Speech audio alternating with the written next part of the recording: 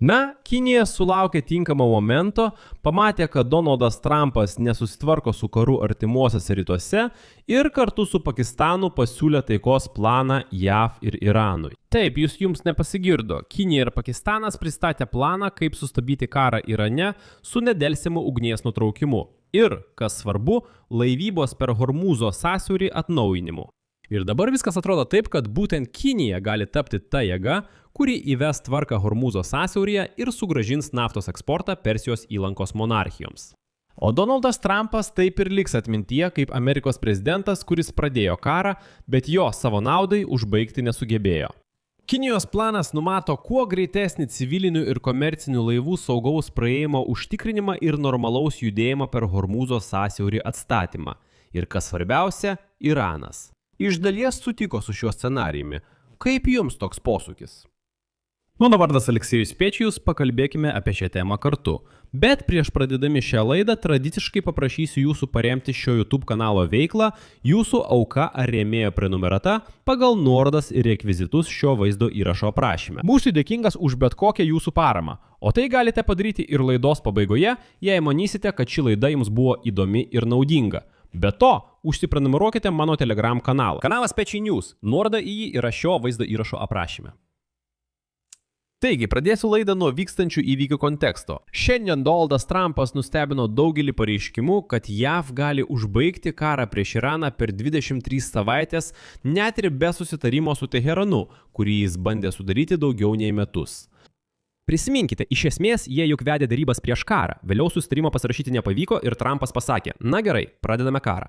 Dabar karas atsidūrė aklavietėje, jis sako, galime ir be susitarimo, tiesiog išeiname ir viskas. Citata. Mes tai padarysime labai greitai ir tada jie pradės sparčiai žlugti.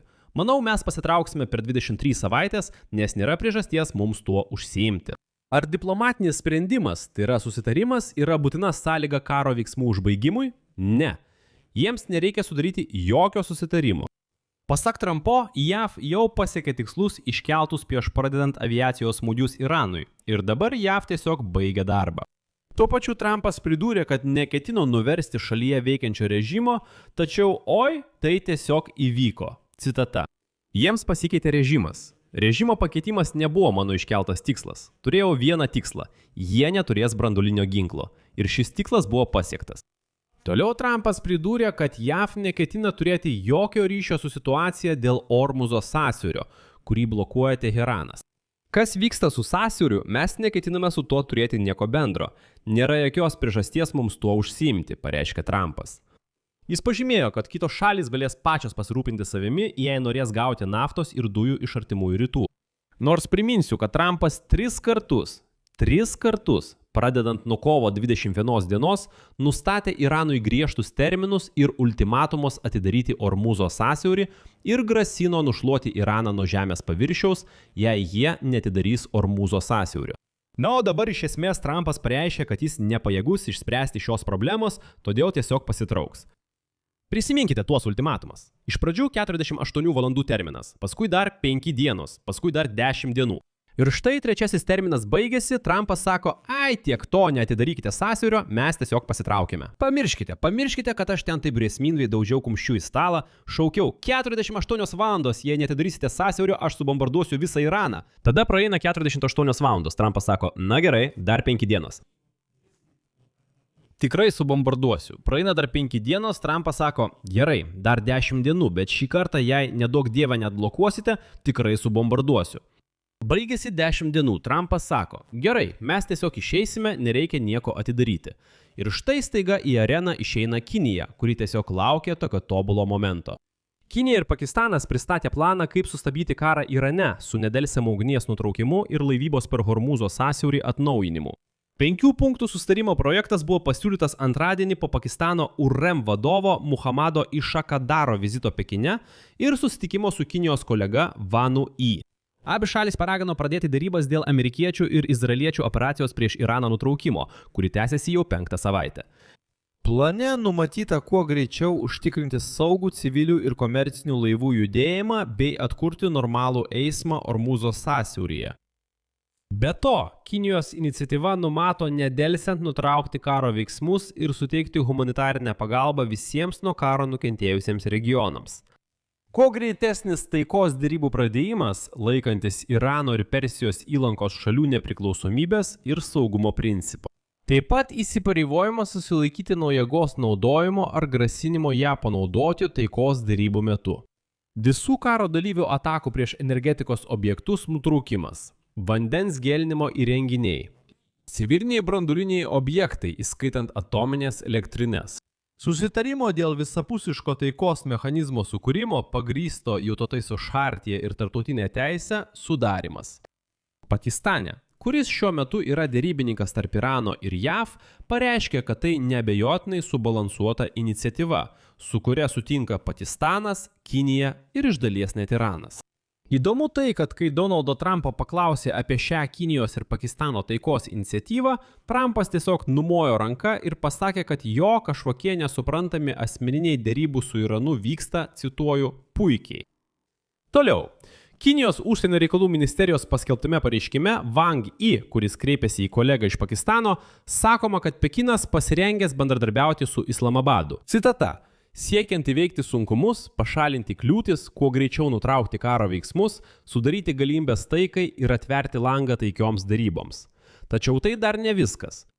Panašu, kad dalis regiono šalių dabar vėl renkasi bendradarbiavimą su Kinija, o ne su JAV. Paaiškinsiu.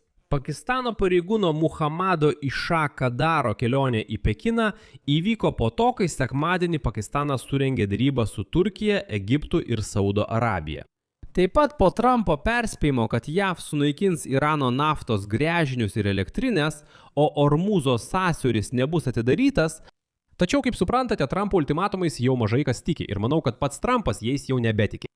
Anksčiau arabų pareigūnai sakė leidiniui Wall Street Journal, kad Emiratai, kurie patiria Irano raketų ir dronų atakas, pradėjo įtikinėti JAV, ir Azijos šalis sukurti koaliciją, kuri karinė jėga atblokuotų Ormuzo sąsiaurį. Emiratai sako, gana jau žaisti. Pasak pašnekovų, Emiratai pasiruošė pradėti karą prieš Teheraną, kad atnaujintų judėjimą šiuo strateginiu vandens keliu. Tačiau tuo pačiu metu Trumpas išeina ir netikėtai pareiškė, kad Iranas neva paprašė jo paliaubų, nors Teherane apie tai nekalbėta. Irano prezidentas Piziškianas pareiškė, kad jie pasiruošė užbaigti karą, tačiau tik įvykdžius visus 5 Teherano reikalavimus. O šios sąlygos yra tokios: visiškas agresijos ir teroro iš priešininko pusės nutraukimas. Aiškių mechanizmų sukūrimas garantuojančių, kad karas Iranui nebebus primestas. Garantuotas ir skaidrus karo metu patirtų nuostolių atlyginimas ir kompensacijų išmokėjimas. Karo pabaiga visuose frontuose ir visoms pasipriešinimo grupėms dalyvaujančioms konflikte visame regione. Tai reiškia, kad saugumo garantijos suteikiamos ne tik Iranui, bet ir Hamas Gazos ruože, Husitams Jemene ir Hezbollah Libane. Na ir dar vadinamai Irano pasipriešinimo ašiai. Ir svarbiausia, 5 punktas – tai tarptautinis pripažinimas ir garantijos Iranui dėl suverenaus Hormuzo sąsiaurio valdymo. Štai čia yra pats svarbiausias reikalavimas. Iš tikrųjų, iki karo Iranas visiškai vienas nekontroliavo Hormuzo sąsiaurio.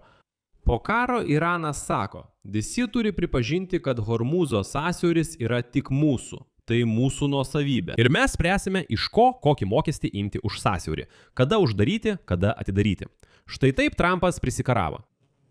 Ir Kinija sako, o, klausykite, tai gal vis dėlto išspręstume šį klausimą mūsų bazėje. Čia padarysiu daugtaškį. Savo nuomonę, savo išvadas rašykite komentaruose po šiuo įrašu. Prenumeruokite kanalą, paspauskite vartelį ir nepamirškite paspausti patinka.